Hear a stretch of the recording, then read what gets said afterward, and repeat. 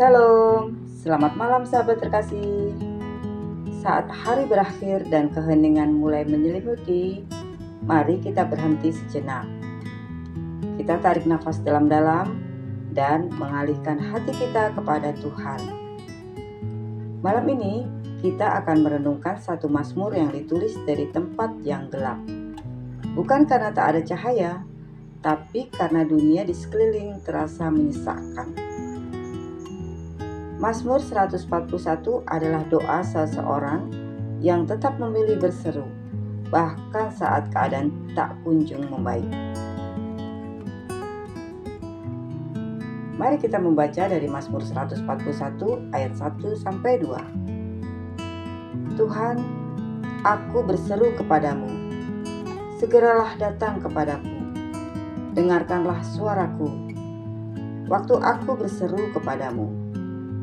Biarlah doaku adalah seperti ukupan di hadapanmu, dan tangan kananku yang terangkat seperti persembahan korban pada waktu petang. Sahabat terkasih, pemazmur mengawali dengan seruan yang sungguh-sungguh. Ia tidak mencoba menyusun kata-kata indah, tapi berseru dari kedalaman hati. Ia memohon agar doanya didengar, diterima seperti ukupan, harum, kudus, dan menyenangkan bagi Tuhan. Apakah kita juga membawa doa kita kepada Tuhan dengan ketulusan yang sama? Di akhir hari, saat segala kekuatan kita terkuras, masihkah kita mengangkat tangan dan berkata, Tuhan, aku berseru kepadamu. Jangan anggap remeh doa malam. Doa yang sederhana sekalipun bisa menjadi ukupan harum di hadapannya. Mazmur 141 ayat 3-4. Awasilah mulutku ya Tuhan, berjagalah pada pintu bibirku, jangan condongkan hatiku kepada yang jahat. Pemazmur sadar, saat tekanan hidup menekan, begitu mudah tergelincir dalam kata-kata dan tindakan yang keliru. Maka ia meminta Tuhan menjaga, bukan hanya ucapannya, tapi juga hatinya. Sahabat terkasih, apakah hari ini kita tergoda untuk membalas kejahatan dengan kata tajam? Apakah hati kita mulai menyimpang karena lelah dan kecewa? Renungan malam ini mengingatkan kita, bukan hanya tubuh yang perlu istirahat, tapi hati pun perlu dijaga agar tetap bersih di hadapan Tuhan. Mazmur 141 ayat 5. Biarlah orang benar memalu aku, itu adalah kasih. Biarlah ia menegur aku, itu adalah minyak bagi kepala. Ini ayat yang cukup mengejutkan. Pemazmur rela ditegur dan bahkan dipukul oleh orang benar, karena ia tahu lebih baik ditegur dalam kasih daripada dibenarkan dalam kesesatan. Sahabat terkasih, apakah hari ini kita menerima teguran dari orang lain dengan hati yang terbuka? Atau justru marah dan membela diri? Malam ini, mari kita belajar rendah hati. Kadang Tuhan memakai teguran untuk menyelamatkan kita dari jalan yang salah.